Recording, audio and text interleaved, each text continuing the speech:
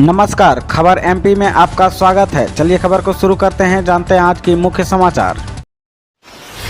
27% OBC आरक्षण पर high court का स्टे बरकरार। सदन में कांग्रेस का शिवराज सरकार के खिलाफ हंगामा। जी हां, मध्य प्रदेश में 27% ओबीसी आरक्षण मामले में हाईकोर्ट में सभी याचिकाओं पर सुनवाई हुई।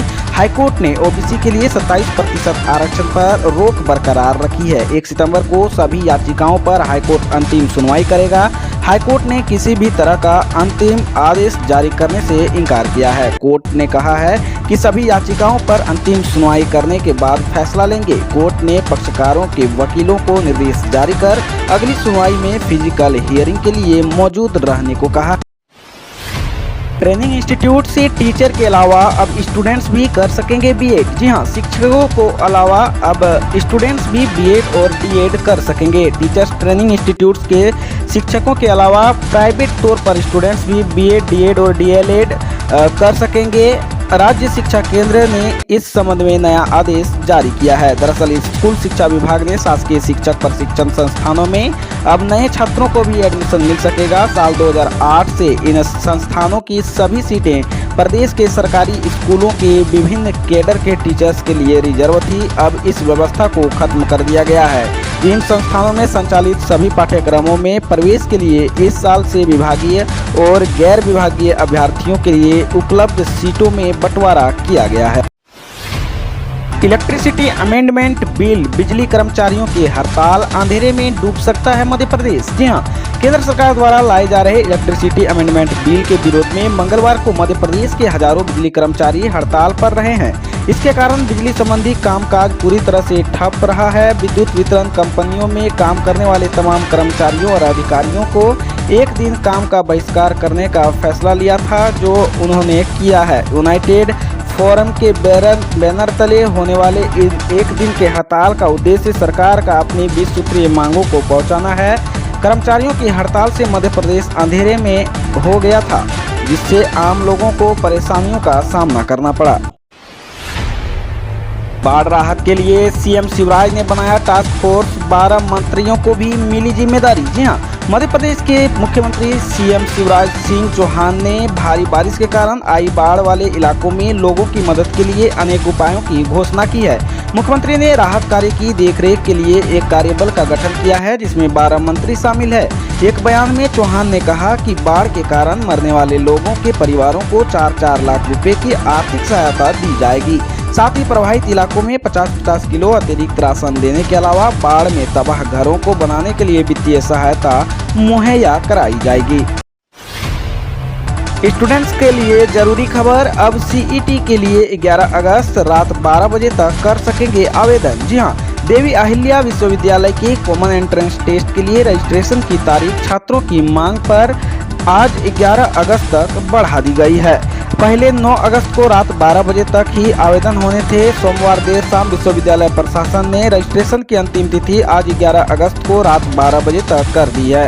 हालांकि विश्वविद्यालय प्रशासन ने पिछले दिनों दावा किया था कि रजिस्ट्रेशन की तारीख नहीं बढ़ाई जाएगी, लेकिन सोमवार शाम अपना ही फैसला दिया।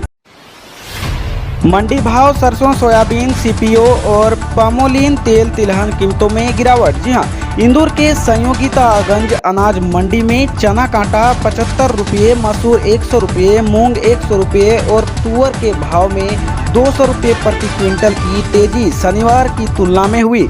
कल मसूर की दाल 100 रुपये एवं तुअर की दाल 50 रुपये प्रति क्विंटल महंगी बिकी, जबकि खाद्य तेल बाजार में कल सोयाबीन रिफाइंड के भाव में 10 रुपये प्रति 10 किलोग्राम की कमी शनिवार की तुलना में हुई। तिलहन में सोयाबीन 300 रुपये प्रति क्विंटल सस्ता बिका। 7 साल से अधूरा पड़ा है निगम का परिषद भवन, काम पूरा कराने के बजाय करोड़ों रुपये किराया दे चुके हैं। जी हां, 7 साल से अधूरे पड़े नगर निगम के परिषद भवन का मामला हाईकोर्ट पहुंच गया है। इसके अधूरे काम को जल्द से जल्द पूरा करने और देरी की वजह से हो रहे आर्थिक नुकसान के लिए जिम्मेदार अधिकारियों और ठेकेदार कंपनी के खिलाफ कार्रवाई की मांग करते हुए पूर्व पार्षद शेख अलीम फौजिया शेख ने जनहित याचिका दायर की है। इसमें कहा है कि सालों पहले परिषद भवन निर्माण की प्रक्रिया शुरू हुई थी, स्थिति अब भी जस की तस बनी हुई है। एमपी में इंजीनियरिंग और फार्मेसी सहित अन्य प्रोग्राम में दाखिले के लिए आवेदन आज से शुरू हुआ। जी हां, मध्य प्रदेश में इंजीनियरिंग, डिप्लोमा और फार्मेसी पाठ्यक्रम में दाखिलों की प्रक्रिया शुरू हो चुकी है।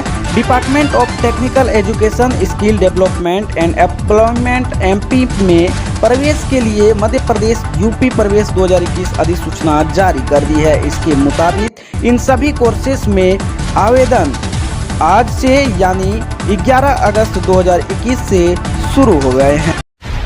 शासकीय आईटीआई उज्जैन में 11 अगस्त को कैंपस प्लेसमेंट ड्राइव। जी हां, मध्य प्रदेश के आईटीआई पास युवाओं के लिए नौकरी पाने का सुनहरा अवसर आया है। शासकीय आईटीआई उज्जैन में 11 अगस्त 2021 को कैंपस प्लेसमेंट ड्राइव आयोजन किया जाएगा। संभागीय औद्योगिक प्रशिक्षण संस्थान उज्जैन की ओर से जारी नोटिस के अनुसार 11 अगस्त को जेसीबी लिमिटेड जयपुर की ओर कैंपस ड्राइव का आयोजन किया जा रहा है। इस प्लेसमेंट ड्राइव में उज्जैन एवं इंदौर संभाग में स्थित सभी शासकीय आईटीआई से विभिन्न ट्रेडर्स से उत्तीर्ण अभ्यर्थी भाग ले सकते हैं। कैंपस प्लेसमेंट में भाग लेने वाले अभ्यर्थियों को जाने आने की आदि का किसी प्रकार का भत्ता नहीं दिया जाएगा। अनुपूरक बजट में शिवराज सरकार का फोकस रोजगार और स्वास्थ्य पर। जी हाँ, प्रदेश सरकार ने मौजूदा वित्तीय वर्ष 2021-22 के लिए विधानसभा में मंगलवार को प्रथम अनुपूरक बजट प्रस्तुत किया। 4,587 करोड़ रुपए के अनुपूरक बजट में सरकार का फोकस रोजगार और स्वास्थ्य क्षेत्र पर सर्वाधिक रहा है। राष्ट्रीय स्वास्थ्य मिशन के लिए 2000 करोड़ और कोविड-19 का उपचार एवं प्रबंधन के लिए 108 करोड़ रुपए का प्राविधान रखा है। मुख्यमंत्री कोविड-19 बाल सेवा योजना के लिए 3 करोड़ 79 लाख रुपए रखे गए हैं।